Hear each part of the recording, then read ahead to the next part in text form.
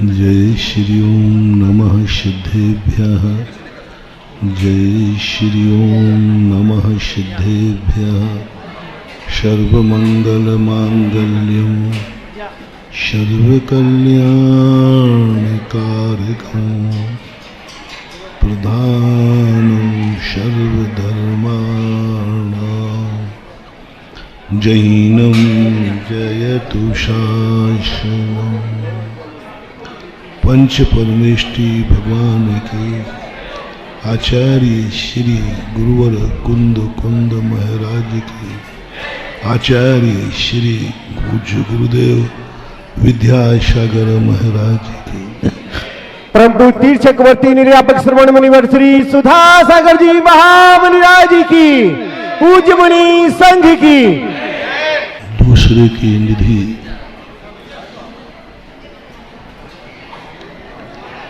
हमें नहीं चाहिए है,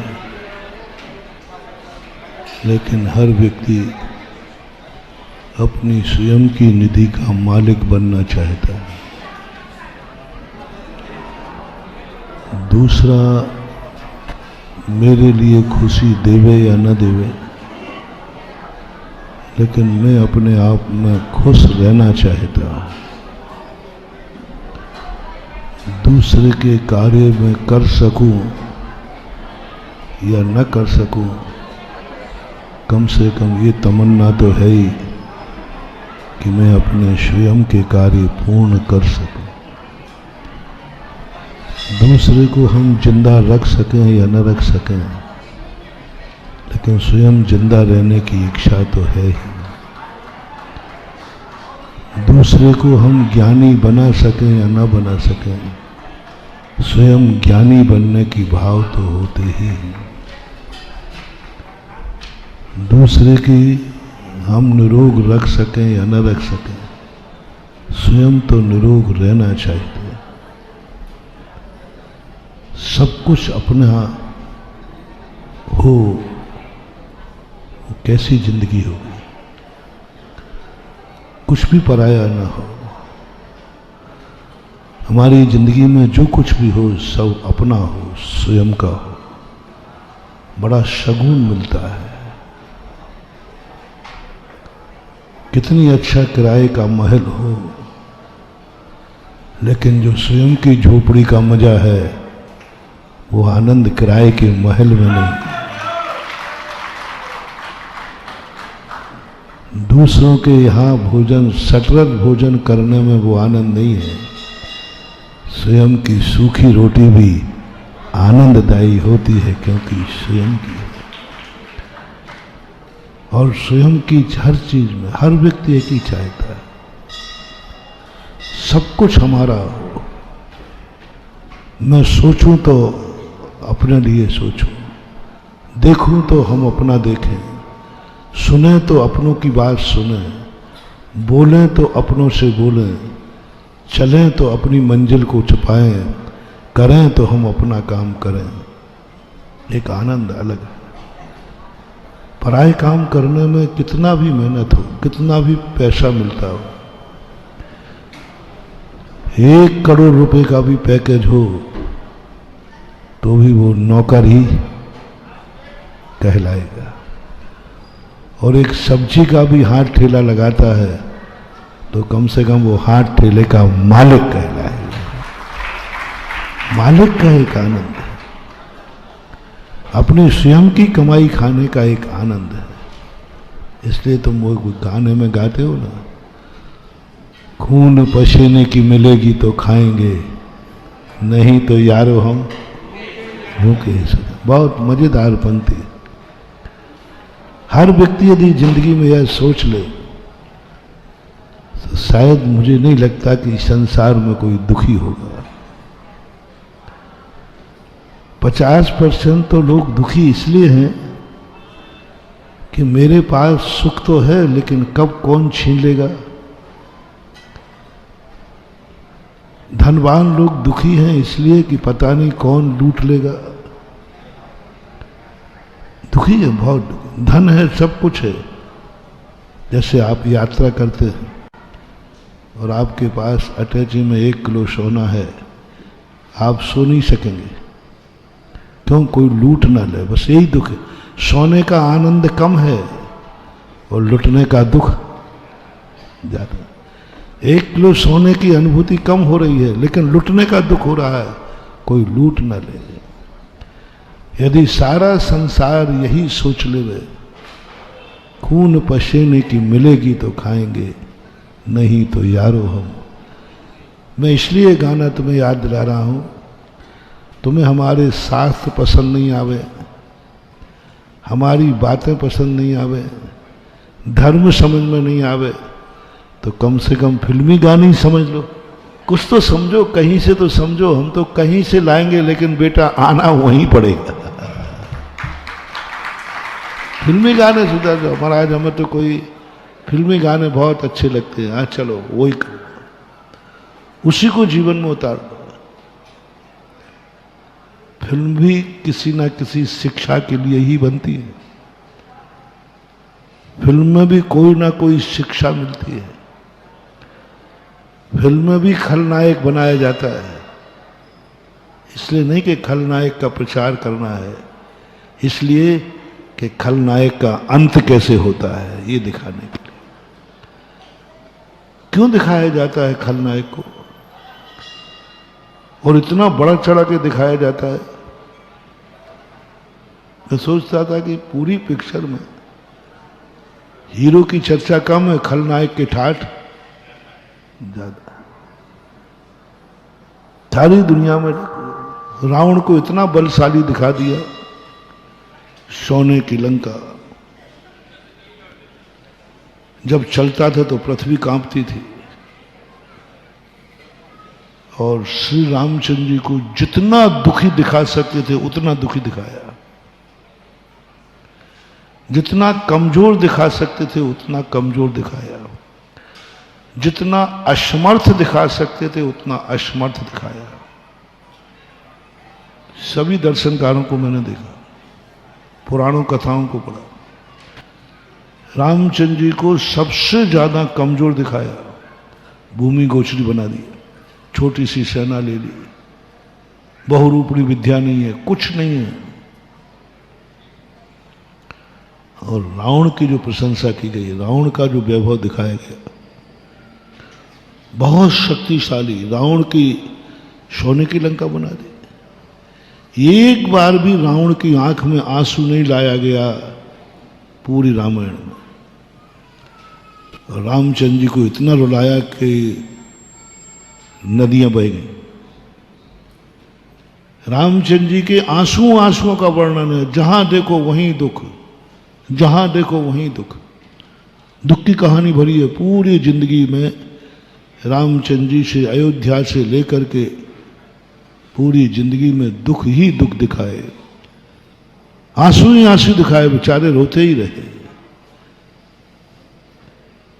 वनवास, अयोध्या का राज छूटा, वनवास के दुख, वनवास में गए, सीता के कारण रोए, फिर लक्ष्मण को लक्ष्मण शक्ति गई तो रोए। इतना दुख दिया, इतना दुख दिखाया कि दुख की चरम सीमा सुसाइड। सुसाइड कब करता है व्यक्ति? जब दुख की, रामचंद्र जी इतने दुखी हो गए, इतने दुखी हो गए कि एक दिन घोषणा कर दी, अब सहन नहीं होगा। सीता का दुख मैंने सहन कर लिया, लेकिन लक्ष्मण का दुख मेरे से सहन नहीं होगा। यदि प्रातःकाल जीवित नहीं रहा तो मैं भी जीवित अग्नि में प्रवेश कर जाऊंगा। सुसाइड करने का इतना दुखी किया, इतना, जितने दुख देखो सब शास्त्रों में देखा है। और रावण को ओह, एक बार भी कहीं आंसू नहीं दिखाया उसका, एक बार भी कहीं दुखी नहीं दिखाया। जहां देखो वहीं ठाठ, जंगलों में जावे तो ठाठ, नदियों में जावे तो ठाठ,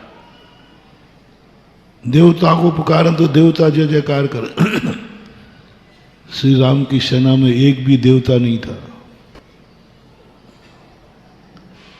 कोई भी देवता नहीं थे। और रावण की सेना में देवताओं की कमी नहीं थी, देवता ही देवता भरे थे। देवताओं का वो सिद्ध करके बैठा था। रामचंद्र के पास एक भी देवता की सिद्धि नहीं थी, एक भी देवता की सिद्धि नहीं थी। और रावण के पास सिद्धियों की लाइन लगी थी। विद्याधर था, बस यस्य विद्याएं, सिद्ध की उसने विद्याएं। रावण विद्या सिद्ध करने में निपुण था। बताते जैसे रावण विद्या सिद्ध करने बैठता, आकाश के देवता कांप जाते थे, पता नहीं अब किसको सिद्ध करेगा ये।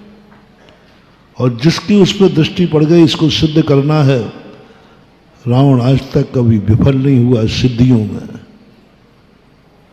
कभी विफल नहीं हुआ। उसने जो सिद्धि चाहिए वही बहुरूपणी विद्या सिद्ध करना थी वो कर ली उसने, जो मुश्किल से प्राप्त होती है। क्यों? पहले मुझे ठीक नहीं लगता था। मैंने कही रामायण लिखी जा रही कि रावणायण लिखी जा रही? रामचंद्र जी की प्रशंसा ही नहीं, दुखी दुख। उनके सुख के दिन दिखाए नहीं जा रहे, दुख के दिन दिखाए जा रहे। जब बाद में सब साहित्य पढ़ा, जब अनुप्रेक्षाएं पढ़ी, तब लगा कि इतना वैभवशाली, इतना शक्तिशाली को रामचंद्र जी ने धराशायी कर दिया। अब प्रसार राम की हुई कि रावण की? राम की। और देखो अब रावण बहुत कमजोर आदमी था, मच्छर पहलवान था, कोई भी शक्ति नहीं थी, तीर भी उठा के नहीं जानता था, फूंक में उड़ जाता था। ऐसे रावण को रामचंद्र जी ने मारा। तो सब दुनिया क्या कहती? जो फूंक में उड़ जाते रामचंद्र जी ने मारा, तो काय के वीर थे। ये जो लेखक का सोच रहता है कि ऐसे सुखी आदमी को भी यदि उसके अंदर दुराचार है तो सदाचारी उसका कैसे धराशायी करता है, कैसे उसकी दुर्दशा होती है। इसलिए पापियों की जब कहानी सुनाई जाती है तो इसलिए नहीं कि हम पापियों का प्रचार कर रहे हैं, इसलिए कि पापियों का अंत क्या होता है ये बताने के लिए। रावण का अंत क्या होता है, पाप करने वालों का अंत क्या होता है, गब्बर सिंह का अंत क्या होता है। हाथों से नहीं मारा जाता, लातों से मारता है ठाकुर। ये दिखाया गया। चार बलि आदि को ऐसा दिखाया गया, पर अंत में क्या दिखा गया? एक विष्णु कुमार मुनिराज की इतना उठाया, चार दुष्टों को, खलनायकों को इतना शक्तिमान बनाया कि किमिक्षिक वरदान दिला दिए। पापी थे, इतने पापी थे कि उज्जैन के अंदर अकंपनाचार्यों पर संकट ढहा और वहां जाकर किमिक्षिक वरदान ले लिया हस्तिनापुर में। और किमिक्षिक वरदान पाने के बाद क्या चार खलनायकों का प्रचार किया जा रहा है? नहीं, दुनिया को यह बताया जा रहा है जो दुष्ट साधु संतों को, सज्जनों को दुख देते हैं, उनका अंत हाथों से नहीं लातों से किया जाता है। चाहते तो विष्णु कुमार महाराज अपना विराट रूप दिखा करके संबोधन कर सकते थे, चाहते तो उनके लिए हाथ पकड़ करके उनकी चोटी घुमा सकते थे। तो कहा नहीं, दुनिया को दिखाना है कि जो साधुओं को दुख देता है उनको हाथ से नहीं मारा जाता, उनको लातों से मारा जाता है, ये दिखाने के लिए। और यही स्थिति वहां पर है तुम्हारे पिक्चर में, और यही स्थिति हमारे पुराण में है। तुम्हारे पिक्चर में आया है कि गब्बर सिंह ठाकुर कहता है कि अच्छा रहा मेरे हाथ पहले कट गए, नहीं तो तुझ जैसे पापी को मेरे हाथ से मारता तो मेरे हाथ भी अपवित्र, तू लातों के लायक है। उस समय है, उस पिक्चर में डायलॉग है कि अच्छा रहा तूने मेरे हाथ काट दिए, आज तुझे मारता तो हाथ से मारता, मेरा हाथ अपवित्र हो जाता। तो पहले, और यही स्थिति है विष्णु कुमार हाथ से ताड़ना दे सकते थे, हाथ से एक झापड़ लगा देते, दिन में तारे दिख जाते, हाथ से उसको चोटी पकड़ के घुमा सकते थे, लेकिन दुनिया को दिखाना था जो साधु संतों पर उपसर करता है उसे हाथ से नहीं निपटाया जाता, लातों से निपटाया जाता है। और विष्णु कुमार मुनि महाराज ने उस दुष्ट बलि के लिए पैर से निपटाया, और उसके लिए ऐसा पैर रखा कि उसकी नाक जमीन में धंस गई। वहां ये दिखाया गया कि इतना बड़ा शक्तिशाली किमिक्षिक वरदान वाने वाला जब दंड की नीति में आता है तो वह पैर से ताड़ित किया जाता है। ये जब परिप्रेक्ष्य इन कथाओं में पढ़ते हैं तब पता चलता है कि सृष्टि की नीतियां क्या हैं। कई बार कथाकार अपने कथा के वर्णन में बहुत कुछ ज्ञान दे देता है, बहुत कुछ ज्ञान। धर्मों धर्मात्माओं पर संकट आने वालों का अंत क्या होता है और कैसे होता है ये दिखाया जाता है। इसलिए उनका वर्णन करना जरूरी है। पापी जितना बलवान होगा पुण्यात्मा का उतना ही शक्ति बढ़ेगी, इज्जत बढ़ेगी।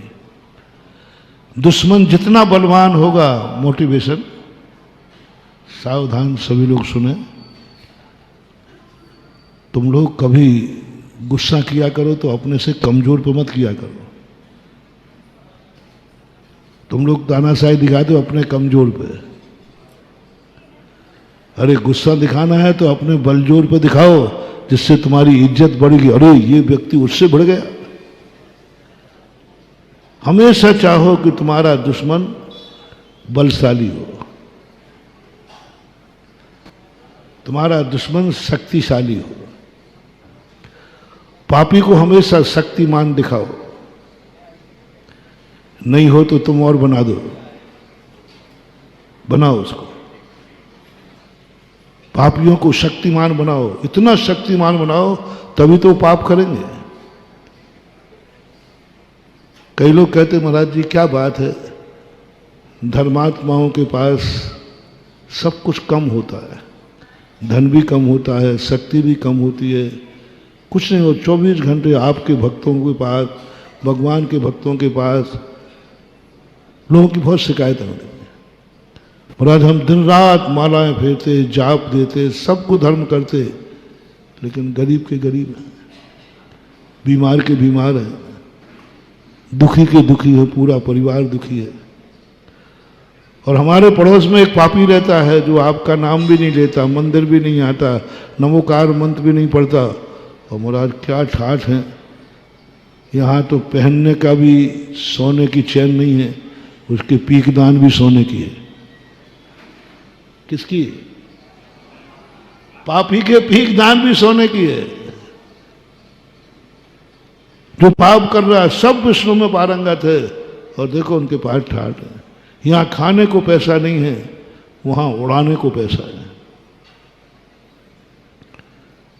तो पहले तो मैं यही सोचता था कि ऐसा होना तो नहीं चाहिए, पर हमने शास्त्रों में देखा, पद्म पुराण पढ़ा, अरे मैंने कहा ये तो पुरानी रीति है।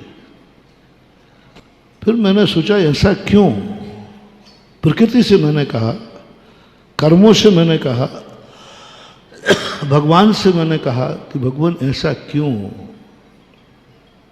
धर्मात्मा दुखी है और पापी सुखी है, धर्मात्मा गरीब है, पापी अमीर है, श्री राम दुखी है, रावण सुखी है, श्री राम वनवास में है, रावण सोने की लंका में है, श्री राम भूमि गोचरी हैं, वो आकाशगामी हैं। ऐसा क्यों? तब प्रकृति ने कहा, अपने चिंतन में आया कि तुम इसको नहीं समझ पा रहे हो। पापी व्यक्ति को सजा देना है तो जब तक उसके पाप का घड़ा नहीं भरेगा हम सजा कैसे देंगे?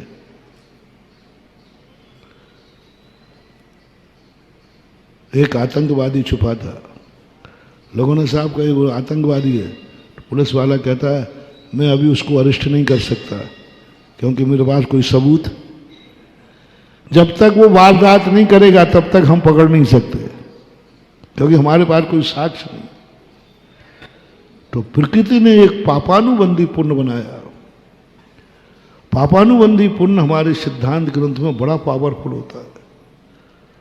पुण्यानुबंधी पुण्य तुम्हें अमीर बनाएगा ये कोई जरूरी नहीं है, लेकिन पापानुबंधी पुण्य अमीर जरूर बनाता है। पुण्यानुबंधी पुण्य हमें अमीर बनाएगा कोई जरूरी नहीं, पुण्यानुबंधी पुण्य हमें स्वस्थ करेगा कोई जरूरी नहीं, पुण्यानुबंधी पुण्य हमें ताकत देगा कोई जरूरी नहीं, लेकिन पापानुबंधी पुण्य नियम से अमीर बनाता है क्योंकि वो पाप के लिए ही किया गया था, पाप के लिए ही किया गया था। पुण्यानुबंधी पुण्य तो साधु बनने के लिए किया गया था, धर्मात्मा बनने के लिए किया गया था, तो साधु बन जाएगा, अमीर नहीं बनेगा। पुण्यानुबंधी पुण्य वाले के यहां पाप नहीं बढ़ेगा, हिंसा करने की ताकत नहीं आएगी क्योंकि उसने भाव ही नहीं किया। वो तो जिंदगी भर यही सोचता रहा, हे भगवान मेरे द्वारा किसी जीव की हिंसा ना हो। उसमें जो पुण्य बांधा तो वो तो अहिंसक बनेगा, पीट नहीं सकता पिटेगा, मार नहीं सकता मरेगा। क्योंकि भावना यही भाई थी कि हे भगवान जिंदगी में मेरे द्वारा कोई जीव ना मारा जाए, चींटी भी नहीं मारी जाए, मैं किसी जीव को नहीं मारना चाहता हूं। उस समय जो तुम्हें पुण्यबंध बना, ऐसा बना कि तुम पिट सकते हो, पीट नहीं सकते, तुम मर सकते हो क्योंकि मार नहीं सकते, क्योंकि तुम्हारा पुण्य पुण्यानुबंधी पुण्य है। पुण्यानुबंधी पुण्यात्मा स्वयं मर सकता है लेकिन मारेगा नहीं, ये पुण्यानुबंधी की विशेषता है। पुण्यानुबंधी पुण्य बांधा था तुमने कि मैं कभी झूठ नहीं बोलूंगा। हे भगवान, पूजा की थी, है भगवान मैं कभी मेरे मुंह से झूठ नहीं निकले। आप दुनिया तुम्हें ठग लेगी लेकिन तुम किसी को नहीं ठग पाओगे क्योंकि तुम्हारा पुण्यानुबंधी पुण्य है। तुमने बांधा ही इसलिए था कि मैं किसी को ठगूं, झूठ नहीं बोलूं, मेरी ठगी से मेरे बेईमानी नहीं करूं। पुण्य बांधा ही तुमने ईमानदारी के लिए था, तो अब दुनिया तुम्हें ठगेगी, तुम किसी को नहीं ठग पाओगे। तुमने बांधा ही पुण्य था कि हे भगवान कभी मुझे पराई वस्तु पर नियत खराब, पराई वस्तु पर मेरा चोरी का भाव नहीं हो। बांधा ही पुण्य इसलिए था। तो तुम्हारे यहाँ तो डांका डलेगा लेकिन तुम किसी की पेंसिल भी नहीं चुरा पाओगे क्योंकि पुण्य तुम्हारा ऐसा है। तुम्हारे यहाँ तो डांका डाल देगा लेकिन तुम पेंसिल भी, क्योंकि तुम्हारा पुण्यानुबंधी पुण्य है। विचारी व्यक्ति पुण्यानुबंधी पुण्य वाला तो एक ही कहता है, भगवान ऐसा भाव हो जाए, काम बाण विध्वंसनाय पुष्पम निरुपमामति, मेरे काम बाण, मेरे विकार भाव समाप्त हो जाए। पुण्यानुबंधी पुण्य यही मानता है। पुण्यानुबंधी पुण्य भोग नहीं चाहता, भोगों की भूख को नष्ट करना चाहता है। मेरा काम बाण नष्ट हो जाए, विकार नष्ट हो जाए, वासनाएं नष्ट हो जाए, हर सम्यक दृष्टि को ऐसा भाव करता है। पूजा करते समय उसे पुण्यानुबंधी पुण्यबंध होता है, तो उसको इतना पुण्यबंध होगा, इतना पुण्यबंध करेगा कि वो अपने स्व स्त्री के साथ भी संयम रखेगा। ये पुण्यानुबंधी पुण्य है। विवाहित स्त्री है, उसमें भी कहेगा नहीं, मैं संयम धारण करता हूं। पर्व के दिनों में संयम धारण करेगा, अष्टांगा के दिनों में संयम धारण करेगा, एक पक्ष का ब्रह्मचर्य व्रत ले लेगा, पराई से नहीं, अपने दोनों दंपति हैं, दोनों ने मन बनाया, बैलेंस थे, कोई अनैतिक नहीं था, लेकिन दोनों ने पक्ष का नियम ले लिया, 25 दिन का नियम ले लिया। और एक दिन ऐसा आया कि दोनों ने पूरा संयम ले लिया। लेते हैं कि नहीं? कितने लोग लेते हैं पिछी परिवर्तन पर? कितने लोग लेते माता पिता बनकर? कितने लोग बैठे बैठे संयम लेकर के? गृहस्थ की बात कर रहा हूं, हम मुनियों की शादियों की बात नहीं। आप लोगों के लिए वैलिड हैं, दंपति हैं,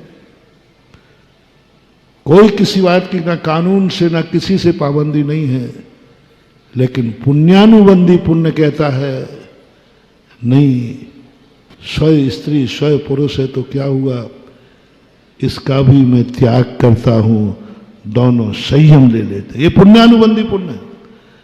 क्योंकि जब तुम बांध रहे थे तब तुम्हारे मन में ये भाव आया था, पूजा करते समय ये पुण्य बंधा था, काम बाण विध्वंसनाए पुष्पम निरुपामती। जिन्होंने ये पुष्प जो अंदर भावना से चलाए हैं, वे 96,000 रानियां भी मिलेंगी, उनके साथ भी उसके संयम लेने का भाव आएगा, उनको भी छोड़ने का भाव आएगा। मोटिवेशन, जब जब तुम्हारे दोनों दंपति को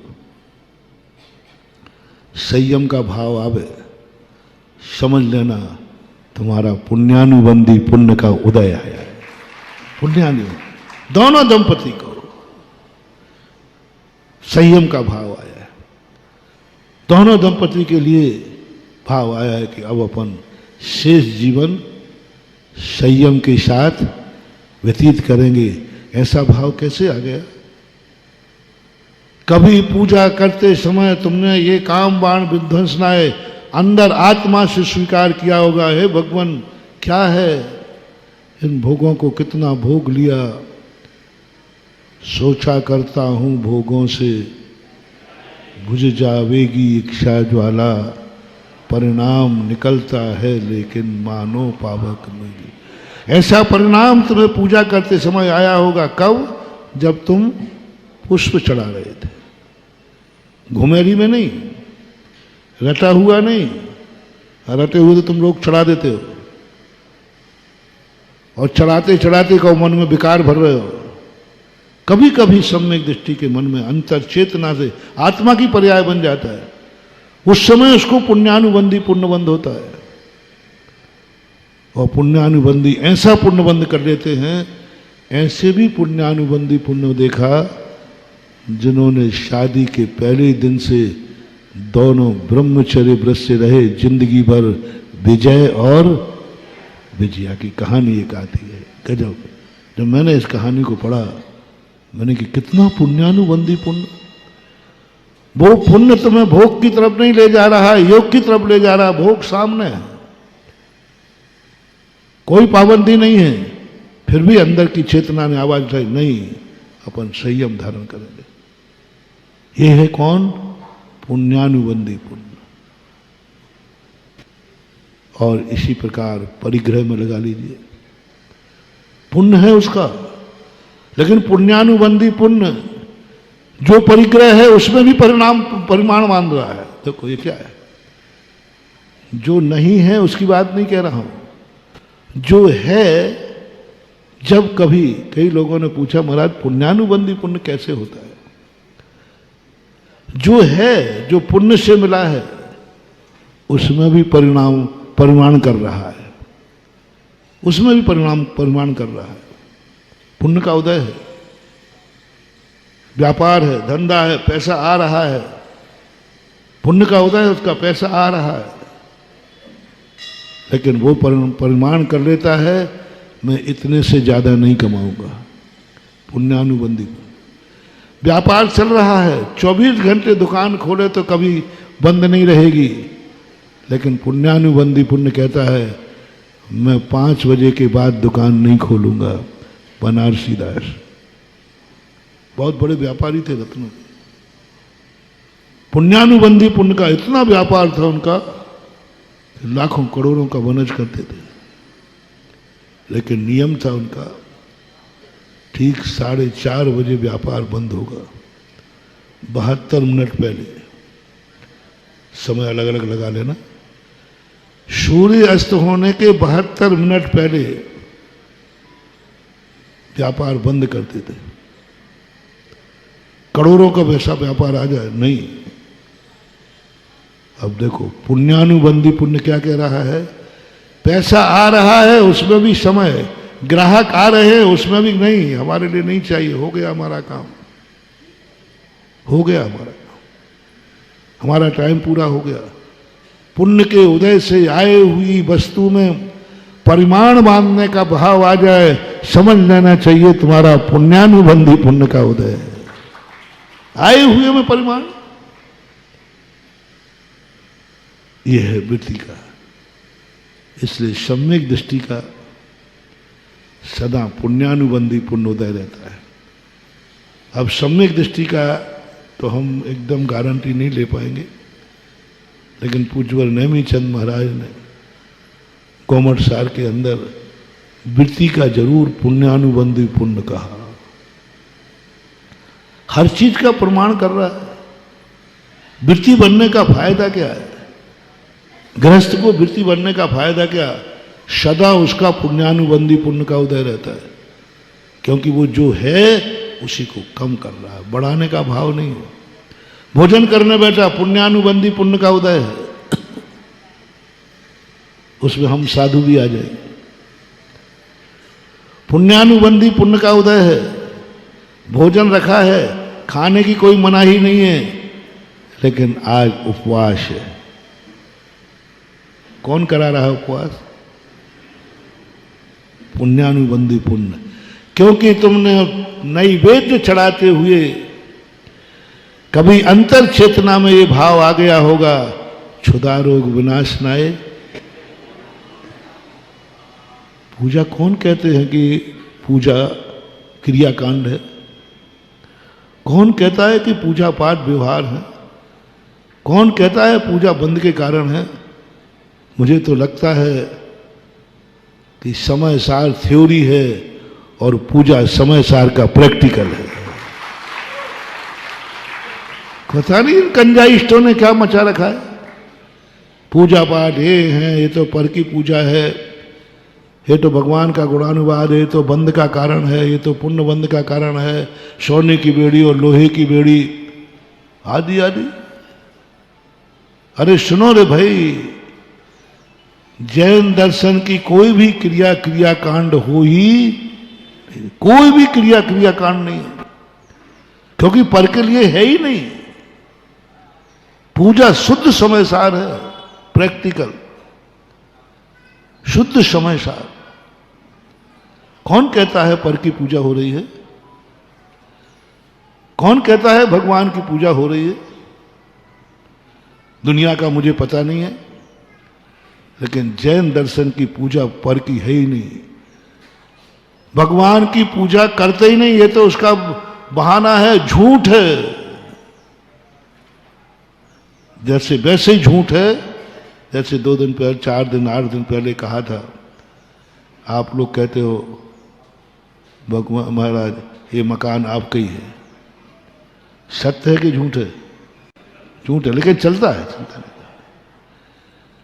बाई चावल बीन रही थी तुमने पूछा भाई क्या कर रही है, चावल बीन रही हो, तो उस समय थोड़ा हाथ पकड़ के देखना, चावल बीन रही है कि कंकड़ बीन रही है?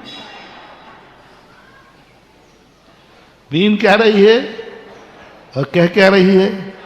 बस ऐसा ही हम कह रहे हैं, हम भगवान की पूजा कर रहे हैं। सत्य ये है कि जन्म जरा मृत्यु विनाश नाय जलम निरुपामती। जैनी बहुत बहुत बदमाश होता है। वो बदमाश मेरी भाषा में निकलता है। अब अच्छी भाषा बोलूं, जैनी बहुत होशियार होता है। जैनी बहुत बहुत होशियार होता है, भगवान को भी छका देता है।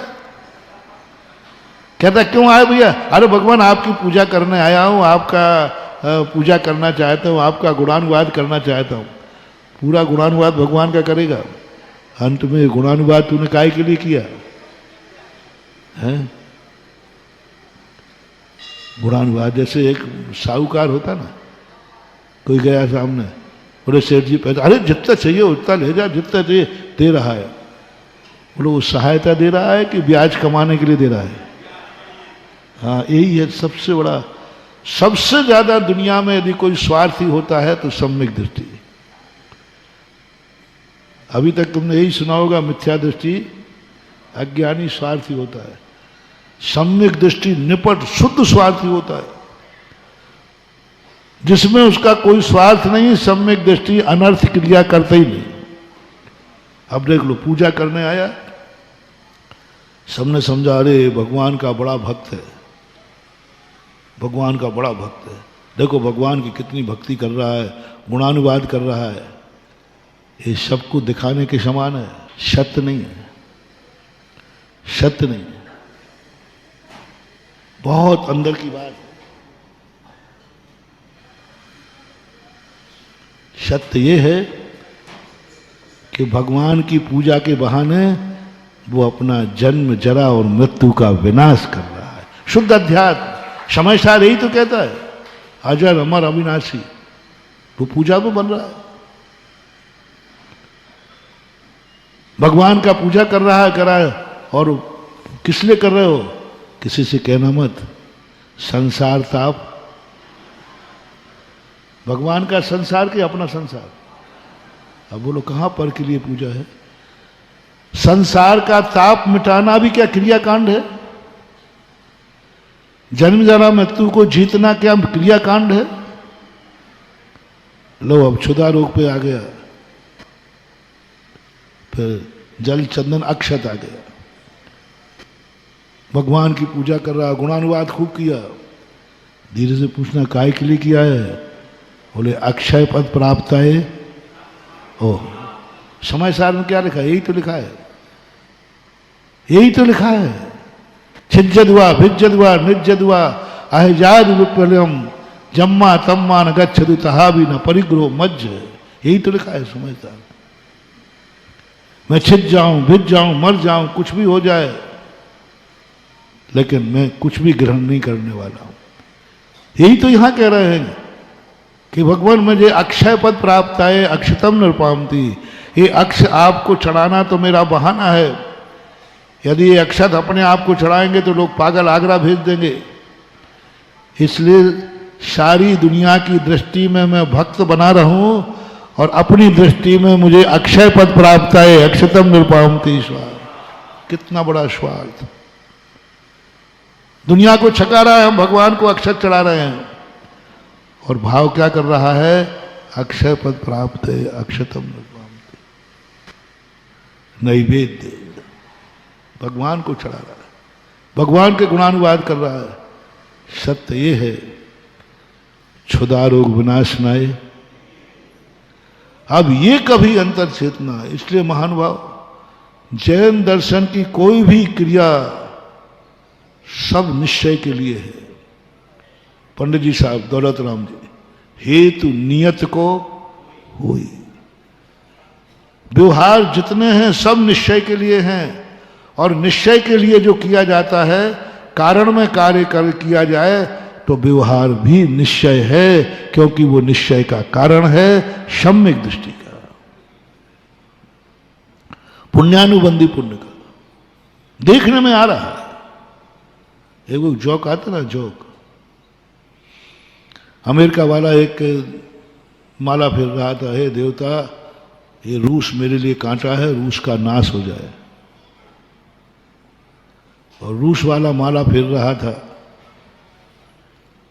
कि अमेरिका का नाश हो जाए, अमेरिका बहुत परेशान कर। वहीं भारतीय भी माला फिर रहा था, वो भी सागर का था, वो भी माला फिर, सागर के लोग मालाएं खूब फेरते हैं।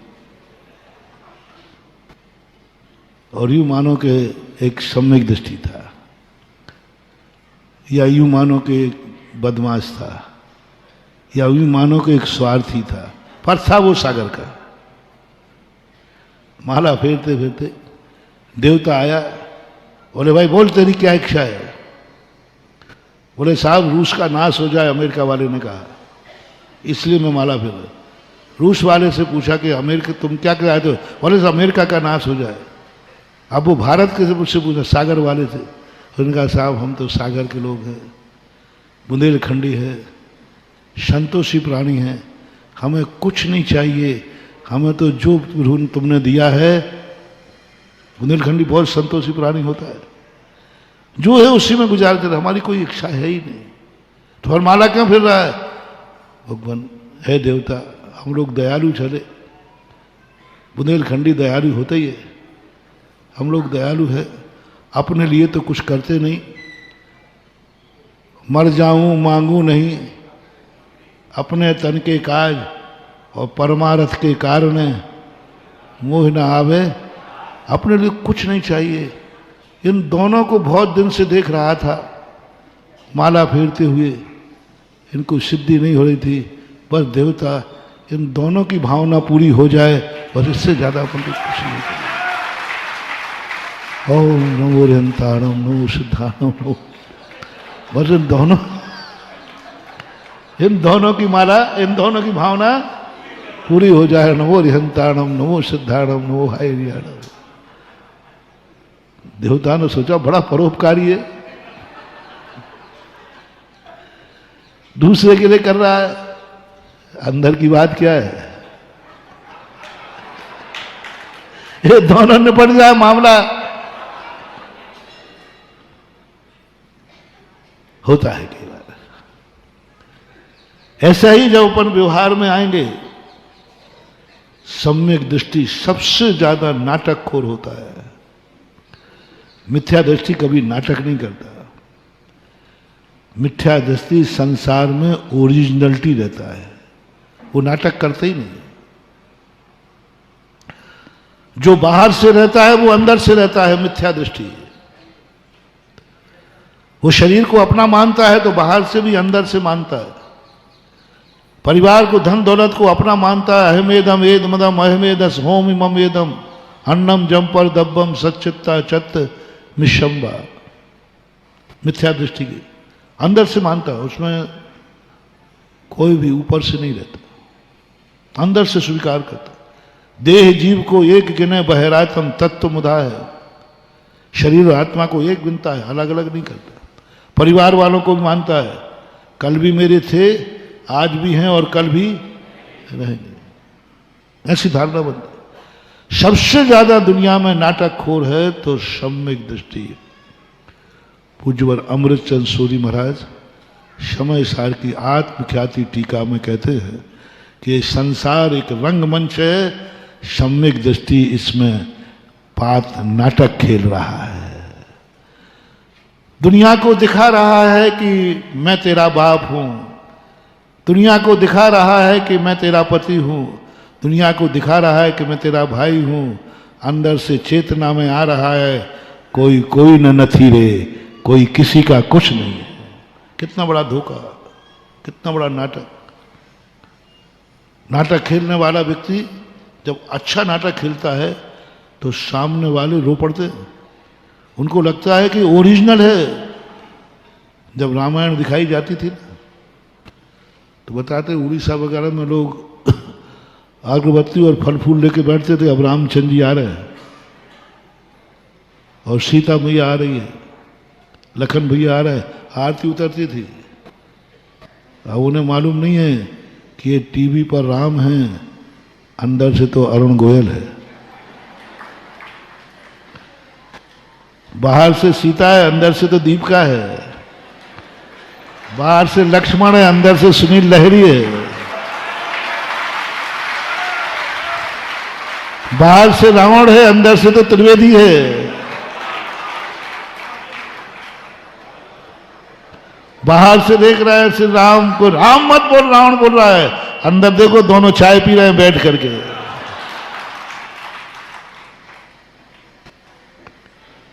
नाटक का अर्थ ही होता है। सारी दुनिया कह रही है कि रामचंद्र जी आए हैं टीवी पर, लेकिन जो राम का नाटक कर रहा है उसे रामचंद्र की अनुभूति नहीं हो रही है। पूछा गया था कि सारी दुनिया आपको सीता मैया मानते, आपको राम भगवान मानते, आपको कैसा लगता है? बोले कैसा लगता है? मैं तो एक फिल्मी नेता हूँ, मुझे तो ये नाटक लगता है। ओरिजिनल मुझे अनुभूति तो अरुण कुमार गोयल की होती है। उस समय भी जिस समय वो राम का रोल कर रहे हैं, अनुभव में क्या आ रहा है? उसी समय तुम बुलाना, ए अरुण गोयल, ऐसे नहीं सुनोगे। मैं एक बहुत अच्छा नाटक खेलने वालों का, एक बार नाटक खेल रहा था। एक बिहारी लाल रामलीला में हनुमान जी बना। लंका में आग लगाना थी, पूंछ में कपड़ा लपट गया था, खांस से तेल जल चुका था। इसी समय आवाज आई, बिहारी लाल के घर में आग लगी है, आग लग चुकी। अब बोलो, हनुमान की रामलीला खेलने वाला, नाटक खेलने वाले को अंदर से अनुभव में अपना घर जलता दिख रहा है कि लंका जलती दिख रही है? अनुभव में तो अंदर की बात बोलो। अंदर से उसके अनुभव में बिहारी लाल आ रहा है कि हनुमान? सारी दुनिया कह रही है कि हनुमान जी है, हाँ हनुमान जी, जय जय बजरंगबली। और उधर हनुमान के प्राण लेकर गए, वो जल गए घर पूरा। नाटक, कितना ही बड़ा नाटक क्यों ना हो, नाटक करने वाले को नाटक के पात्र की अनुभूति नहीं होती, ओरिजिनलिटी की अनुभूति होती है। इसलिए कहता है तुम नाटक मत करो। और सम्यक दृष्टि सबसे बड़ा नाटक खोर होता है। आगम से सिद्ध कर दिया समय सार जैसे ग्रंथ में पूज्यवर अमृत चंद सूरी कहते हैं, नाटक खोर सबसे बड़ा नाटक खोर होता है। मिथ्या दृष्टि में इतनी विचारे में मायाचारी नहीं होती। मिथ्या दृष्टि बहुत सीधा साधा होता है। वो कहता मैं बाप हूं तो हूं।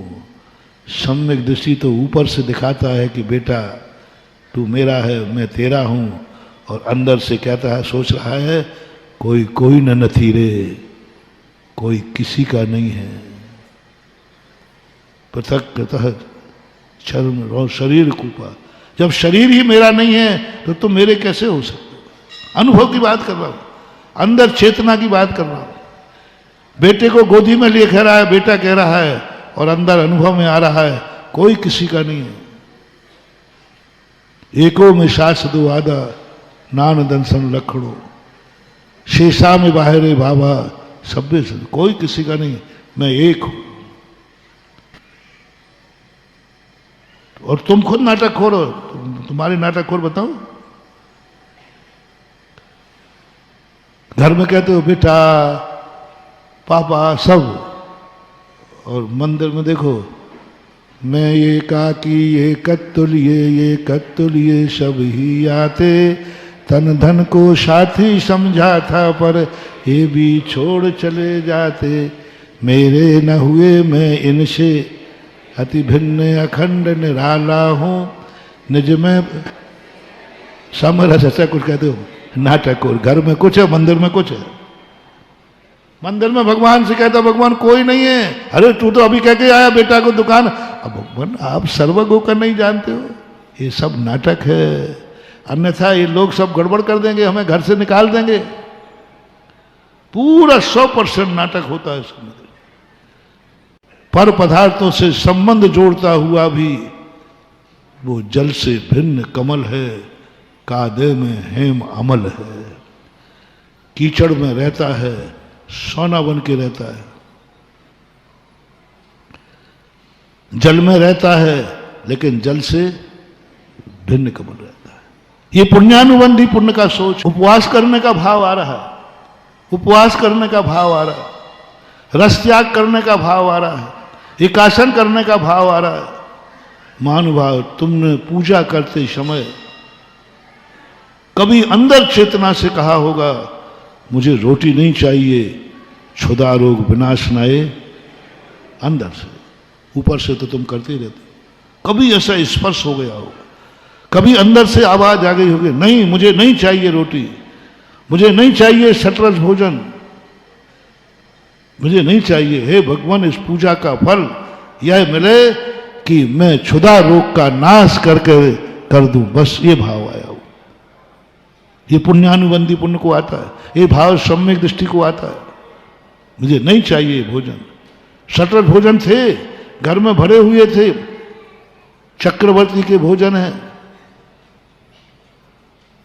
चक्रवर्ती का भोजन 360 रसोइया बनाते, लेकिन चक्रवर्ती को भाव आ गया मुझे नहीं चाहिए भोजन, मेरा तो क्षुधा रोग विनाशनाए नैवेद्यम, अंदर से। कहां है पर बताओ? क्षुधा रोग विनाश करने का अर्थ है भगवान की पूजा कर रहा है कि भगवान बनने की भावना भर रहा है? समय सार में भगवान बनने की तो चर्चा है। बोलो, जब क्षुधा रोग विनाश कर रहा है तो भगवान की पूजा कर रहा है कि स्वयं भगवान बनने की तैयारी कर रहा है? क्षुधा रोग विनाश है, किसका है क्षुधा रोग? अरहंत भगवान का। मेरा क्षुधा रोग विनाश हो जाए तो जब तुम नैवेद्य चढ़ा रहे हो तब तुम भगवान बनने की तैयारी कर रहे हो। भगवान की पूजा तो बेईमानी है, नाटक है, व्यवहार है, दुनिया के लिए कहने को है, अंदर की बात तो कुछ और है। अंदर की बात, बाहर की बात है, हे भगवान मैं नैवेद्य लाया हूं तुम्हें चढ़ाने के लिए। पंक्तियों में पढ़ता है, मैंने फलानी चीज लाया, मैं फलानी चाया, लड्डू लाया, ये लाया। और जब अंत की बात छोड़ो, अंत में पता चलता है काय के लिए लाया? जो तुझे नहीं खाना वो भगवान को खिला रहा है। स्वयं तो कह रहा है नहीं मुझे नहीं खाना है लड्डू। चलेगा, ये व्यवहार है, व्यवहार इसे ही बोलते हैं भगवान। और अभी मैंने नैवेद्य के बाद दीप, ओह कहाँ भगवान की पूजा है, कहाँ केवल ज्ञान का गुणानुवाद है। मोहांधकार विनाशनाय, मोह अंधकार। अब अपना भी अंधकार मिटाना भी तुम क्रियाकांड कहो तो तुम जैसा मूर्ख कौन है? ऐसी हवा उड़ाई थी अभी, अब तो नहीं उड़ रही, क्योंकि अब तो हम लोग जैसों ने माइक संभाल लिया है ना। इन पंडितों ने ऐसा नाश किया है, भोली जनता को धोखा दिया है, ऐसा मूर्ख बनाया, लोगों ने पूजा करना छोड़ दिया, लोगों ने पूजा करना छोड़ दिया। बोले पूजा तो व्यवहार है, बंद का कारण है, क्रियाकांड है। पूजा के नियम लेकर के छोड़ दिए लोगों ने। मेरे सामने 50 केस हैं जिन्होंने नियम तोड़ा पूजा करना। बोले महाराज जी इसमें क्या रखा है, ये तो क्रियाकांड, फल की पूजा है। तब मैंने राजस्थान से लौट के आया हूं, लंदन रिटर्न हूं, लंदन रिटर्न। हाँ, भारत का राजस्थान धार्मिक दृष्टि से लंदन माना जाता, विदेश। और गुजरात भी लो, गुजरात और मान लो विदेश और है, वहां भी हो जाए। यानी सारी विदेशी कंट्री से रिटर्न होकर के अब मैं इंडिया में आया, भारत में आया। इंडिया नहीं, भारत, भारत। इंडिया क्यों, क्या अपना तो देश, भारत में आया।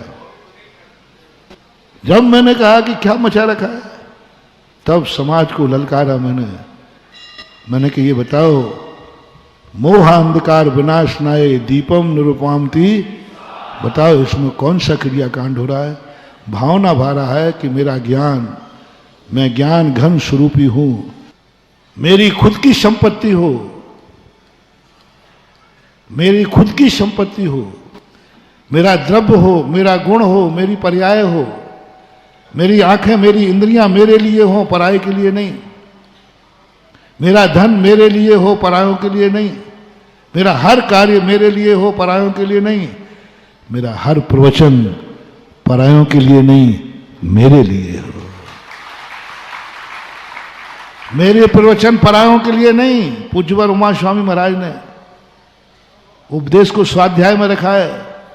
स्वाध्याय पर के लिए नहीं होता है। क्या गजब की चीज है महाराज। आप घंटों घंटों पर के लिए बैठे रहते हो, अपना काम कब करते हो? पर में लगे रहते हो। कई लोग कहते देखो महाराज पर में लगे हुए हैं, 1.5 घंटे प्रवचन दे रहे हैं, अपना कल्याण कहेंगे। उस मूर्ख को यही पता नहीं है कि साधु जैसा बनिया कोई दूसरा हो नहीं सकता। दुनिया को लग रहा है कि हम प्रवचन तुम्हें दे रहे हैं, सत्य ये है कि मैं अपने खुद का स्वाध्याय कर रहा हूं। सत्य है कि मैं अपना, लेकिन देखने में क्या आ रहा भाई? बस ऐसे ही तुम भी हो। तुम और अपन सब एक से ही बदमाश बैठे थे। आपने पूजा में भगवान को छकाया ना, आपने पूजा में भगवान को छकाया, हमने तो तुम्हें ही छका रहा हूं।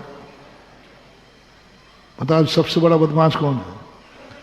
मैं तो तुम्हें ही छका रहा हूं और तुम तो भगवान को छकाया। अभी पूजा में कहने को आया कि मैं भगवान की पूजा कर रहा हूं।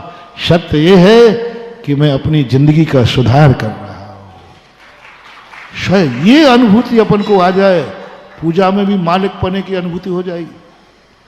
और भगवान की पूजा करोगे तो तुम एक दिन बोर हो जाओगे, थक जाओगे। कितनी पूजा करें, कितने अभिषेक करें, नौकर बना रखा है। क्या मैं नौकर हूं क्या? ये परिणाम आएगा आपको। इसलिए महानुभाव, पूजा सेवक बन के मत करो, पूजा मालिक बन के करो। पूजा भगवान के लिए मत करो, पूजा अपने लिए जब पूजा करोगे तो तुम कभी थकोगे नहीं, क्योंकि अपने लिए जो कार्य किया जाता है उसमें कभी व्यक्ति थकता नहीं है। मैं प्रवचनों में पहले बहुत थकता था, सही करो, बहुत थकता था। इतना थक जाता था और बाद में गुस्सा और आता था, प्रवचन देने नहीं, इनके बाप का नौकर लगाऊं क्या? कोई प्रोफेसर, कौन सा वेतन दे रहा हो? 2 रोटियां दे रहा हो तो कोई ढूंढना पड़ता था फिर। लेकिन जब से उमा स्वामी ने कहा बेटा तू क्या कर रहा है, दूसरों के लिए 1.5 घंटे देगा, जिज्ञासा अलग देगा और इतना देगा नहीं, तो फिर क्या करूं? थोड़ा सा पलट जा। मैं दूसरे को प्रवचन दे ही नहीं रहा हूं, मैं तो अपना स्वाध्याय कर रहा हूं। अब नहीं थकता। अब तो देखो 1.5 घंटे कर लो, 2 घंटे करो, और तुम यदि तैयार हो तो मैं सुबह से शाम तक कर लूंगा और थकूंगा नहीं, गारंटी मेरी है। क्यों क्यों क्यों नहीं थकूंगा? क्योंकि कमाई स्वयं को हो रही, कमाई में तुम थकते हो क्या? यदि रात के 12 बजे तक दुकान चले तो, अरे महाराज जी आप तो रात भर चलाओ, हम थकेंगे ही नहीं। स्वयं प्रत्यय की स्थापना करो। हर क्रिया पर के लिए नहीं, स्वयं की तरफ मोड़ दो, वही क्रिया हमें आनंद का कारण बनेगी और हम करेंगे। आपका समय हो गया। महावीर भगवान